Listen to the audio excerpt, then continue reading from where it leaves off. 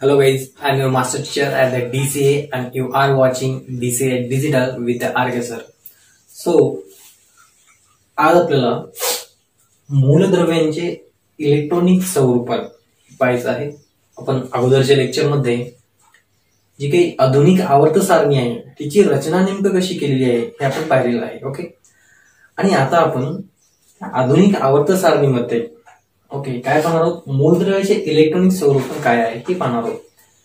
तर जर तुम्ही आवर्त सारणी व्यवस्थित त्याचं निरीक्षण केलं, ओके, त्याचं निरीक्षण केल्यानंतर आपल्या लक्षात येईल की जी काही आवर्त सारणी आहे त्यामध्ये आवर्त आणि गण आहेत. तर एका गणामधील जे काही मूलद्रव्य आहेत त्यामध्ये सारखेपणा, त्यानंतर आवर्त आहेत त्यामध्ये काही गुणधर्मामध्ये जो काही बदल आहे, जो सारखेपणा आहे मूलद्रव्यांच्या, एका गणातील मूलद्रव्यांचे गुणधर्म यामध्ये सारखेपणा आणि त्यामध्ये प्रवणता. ओके, ग्रेडेशन, ग्रेडेशन हा शब्द ऐका असं तुम्ही, प्रवणता. ओके, प्रवणता याला इंग्लिश मधून ग्रेडेशन म्हणतात, ग्रेडेशन. ओके, तर हे म्हणजे काय, तर त्यामध्ये एक विशिष्ट प्रकारचा क्रम आढळून येईल आपल्याला. ओके, तर ते आपल्याला पाहायचं आहे की नेमकं इलेक्ट्रॉनिक हा जो क्रम आहे हे ग्रेडेशन आहे किंवा सारखेपणा आहे. एखाद्या गणामधील किंवा आवर्तामधील जे मूलद्रव्य आहेत त्यांच्या गुणधर्मामधील सारखेपणा किंवा क्रम जो आहे हा कशामुळे आहे आला आहे त्यांना, तर त्यांच्या इलेक्ट्रॉनिक संरूपणामुळे. त्याला इंग्लिश मधून इलेक्ट्रॉनिक कॉन्फिग्युरेशन म्हणतात. ओके, तर आपल्याला पाहायचं आहे की नेमकं इलेक्ट्रॉनिक कॉन्फिग्युरेशन जे आहे यामुळे एखाद्या गणामधील मूलद्रव्य त्यांना त्यांच्यामधील क्रम आणि त्यांच्यामधील गुणधर्म यामध्ये सारखेपणा कसा येतो. ओके, हे आपल्याला पाहायचं आहे. तर आपण पाहू. ओके, पहा, आता आपण गणाबद्दल विचार करू. ओके, ज्यावेळेस आपण गण याच्यामध्ये इलेक्ट्रॉनिक कॉन्फिग्युरेशन कसं आहे हे विचार करत असताना आपण गण 1 घेऊ. ओके, गण 1 म्हणजे पहिला गण. पहिल्या गणातल्या जर तुम्ही मूलद्रव्य घेतले तर पहा, आपण सुरुवातीचे काही मूलद्रव्य घेऊ. आता हायड्रोजन आहे,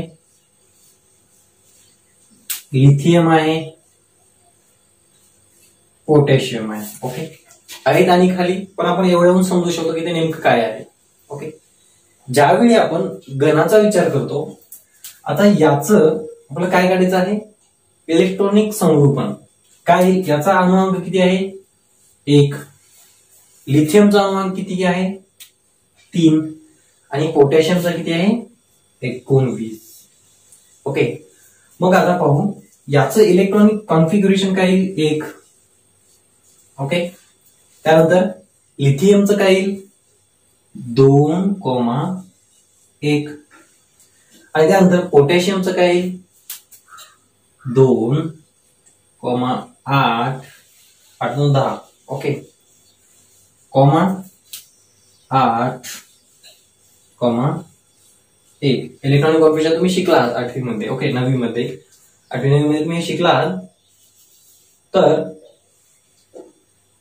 याच्या जर तुम्ही संयुज इलेक्ट्रॉन म्हणजे सगळ्यात शेवटच्या कक्षेतील इलेक्ट्रॉन. ओके, तर संयुज इलेक्ट्रॉनचा जर विचार केला तर पहा, याच्या शेवटच्या कक्षेत किती इलेक्ट्रॉन्स आहेत 1 इलेक्ट्रॉन, याच्या शेवटच्या कक्षेत 1 इलेक्ट्रॉन आणि याच्या शेवटच्या कक्षेत 1 इलेक्ट्रॉन. म्हणजे याच्यावरून असं सांगता येते की या मूलद्रव्यांच्या सर्व मूलद्रव्यांच्या कक्षेमध्ये संयुजाची जी शेवटची ओके संयुज्या इलेक्ट्रॉन जे आहे ते किती आहेत 1, म्हणून यांना गण 1 मध्ये ठेवण्यात आलं आहे. तुम्ही दुसऱ्या गणाबद्दल टॅली करून पाहू शकता. ओके, काय होईल शेवटच्या, आता तुम्ही जर गण 2 मधील जर मूलद्रव्य घेतले तर शेवटच्या कक्षेमध्ये काय संख्या येईल, कोणती, किती इलेक्ट्रॉन्स येतील 2 इलेक्ट्रॉन. म्हणजे संयुज इलेक्ट्रॉन किती येईल 2, म्हणून त्यांना दुसऱ्या गणामध्ये.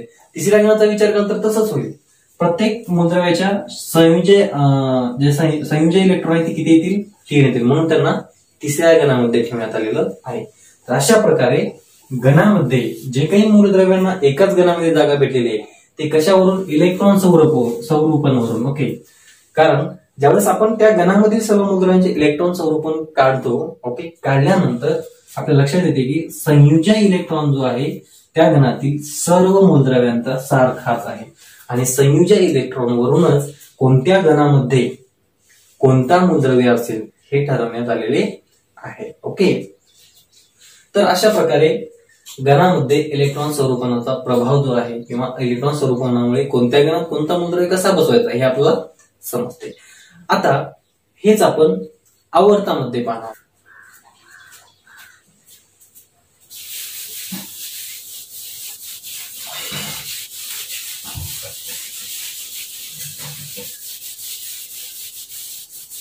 ओके, आता आपण आवर्ताबद्दल पाहू. आवर्त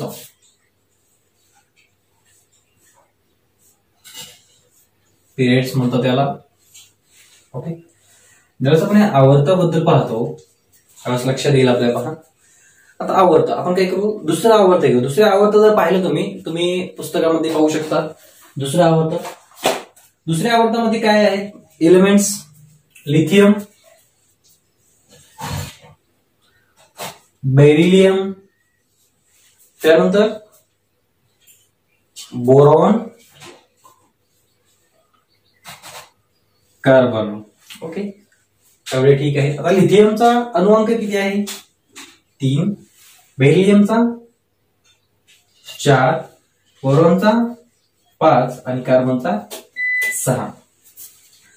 आता याचं जर इलेक्ट्रॉनिक स्वरूपण काढायचं म्हणतो, आता याचं इलेक्ट्रॉनिक स्वरूपण काढताना कक्षेच्या स्वरूपात काढायचं. कसं? पहा, आता लिथियम आहे, हा लिथियम, मग हा त्याचा केंद्रक, ही कक्षा नाही, हा केंद्रक आहे. ओके, पहा, आता ही पहिली कक्षा, पहिल्या कक्षेमध्ये किती इलेक्ट्रॉन्स आहेत? 2 इलेक्ट्रॉन्स. ओके, आणि त्यानंतर पहिल्या कक्षेची कॅपॅसिटी किती आहे? 2 इलेक्ट्रॉन्सची, आणि त्यानंतर 1 इलेक्ट्रॉन. ओके, हा 1 इलेक्ट्रॉन. यानंतर बेरिलियमचा विचार केला तर बेरिलियम Be. ओके, हा केंद्रक. आता याची पहिली कक्षा, यामध्ये 2 इलेक्ट्रॉन्स. ओके, मग याची दुसरी कक्षा, यामध्ये 2 इलेक्ट्रॉन्स. ओके, हे 2 इलेक्ट्रॉन्स आणि हे 2 इलेक्ट्रॉन्स, 4 इलेक्ट्रॉन्स आले. बरोबर, इथं किती? हे 2 आणि हा 1, हे 3 इलेक्ट्रॉन्स. आता हे बीचा जर विचार केला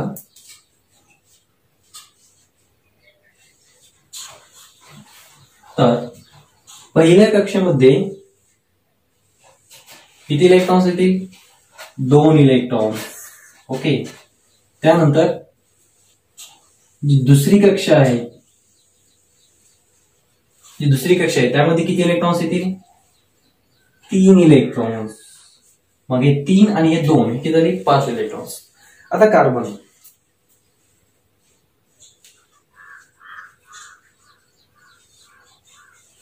पहिली कक्षा 2 इलेक्ट्रॉन्स आणि दुसरी कक्षा 4 इलेक्ट्रॉन्स. ओके, मग आता हा आहे दुसरा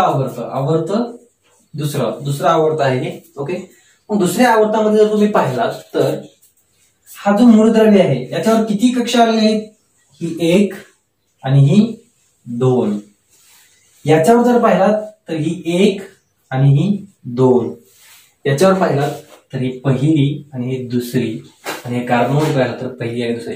म्हणजे याच्यावरून आपल्याला असं समजून येते की या मूलद्रव्यामध्ये, ओके, म्हणजे इलेक्ट्रॉन्स किती कक्षेत बसलेले आहेत, म्हणजे कक्षा किती आहेत? 1 आणि 2. मग 2 कक्षेमध्ये जर इलेक्ट्रॉन पूर्ण बसलेले असतील तर तो मूलद्रव्य त्या दुसऱ्या आवर्तामध्ये जाईल. आणि समजा या सर्व मूलद्रव्यांची जर तिसरी कक्षा आली, ओके, म्हणजे जेवढ्या कक्षा वाढतील त्याप्रमाणे आवर्तामध्ये त्याला ऍडजस्ट केलेलं आहे. मग हे दुसऱ्या कक्षेमध्ये आहे, म्हणजे 2 कक्षा आहेत, म्हणून हे दुसऱ्या आवर्तामध्ये आहे. या जागी जर यांना 3 कक्षा असते. ओके, 3 कवच असते, शेल्स असतात, तर आपण तिसऱ्या आवर्तामध्ये ठेवलेलं असतं. अंडरस्टँड? हे आहे आवर्तामधील इलेक्ट्रॉन संरोपण. ओके, ठीक आहे. आता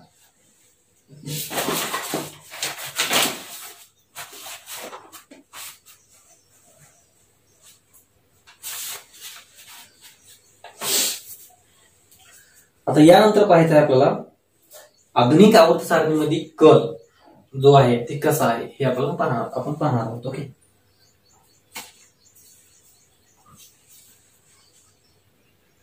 तर अशा प्रकारे आपल्याला समजते की एखाद्या मूलद्रव्याला एखाद्या गणामध्ये का जागा देण्यात आली. एक गणामध्ये जागा देण्याचं कारण काय असतं? कारण त्यांच्यामधील संयुजा इलेक्ट्रॉन म्हणजे शेवटच्या कक्षात जेवढे इलेक्ट्रॉन्स आहेत त्यानुसार त्यांना त्या गणामध्ये जागा देण्यात आली. जर आता मी प्रश्न विचारेन की जर समजा एखाद्या मूलद्रव्याचं जर इलेक्ट्रॉन संरोपण काढलं, ओके, आता मी हे पहा इथे काढेन. समजा एखादा एलिमेंट घेतलेला आहे, आता आपण सोडियम घेतला सपोज, याचा अणुअंक 11 आहे. ओके, मग याचं जर इलेक्ट्रॉनिक कॉन्फिगरेशन काढायचं म्हटलं तर 2,8,1. मग याचा संयुज इलेक्ट्रॉन किती आहे? 1. म्हणजे हा कोणत्या गणात गेला?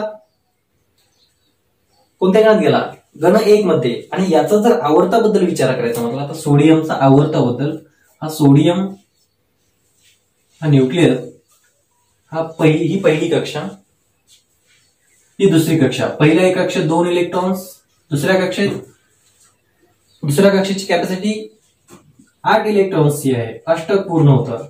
आणि तिसऱ्या कक्षेत उरलेला 1 इलेक्ट्रॉन. मग इथे कक्षा किती आल्या? 1, 2 आणि 3 कक्षा. याचा अर्थ सोडियम हा तिसऱ्या आवर्तामध्ये. हे वापरायचं आवर्तासाठी. हे कशासाठी वापरायचं? आवर्तासाठी कक्षेचा वापर करायचा. आणि ज्यावेळेस गणाचा विचार करतो त्यावेळेस असं संरोपण करायचं आणि हे गणासाठी वापरायचं. ओके, समजतंय काय होतं ते? ओके, तर अशा प्रकारे इलेक्ट्रॉन संरोपणानुसार आपल्याला एखाद्या मूलद्रव्याला कोणत्या आवर्तात जागा द्यायची आणि कोणत्या गणात जागा द्यायची हे समजते. मग तुम्हाला हे समजलं असेल. यानंतर शिकायचं आहे आपल्याला जे काही पिरियोडिक टेबल आहे त्यामधील कल शिकायचा आहे. ओके, म्हणजे जे काही गुणधर्म असतात मूलद्रव्यांच्या प्रॉपर्टीज ज्या आहेत की त्यांचा कल नेमका कशा प्रकारचा आहे ते आपण आता पुढच्या लेक्चरमध्ये पाहणार आहोत. थँक्यू.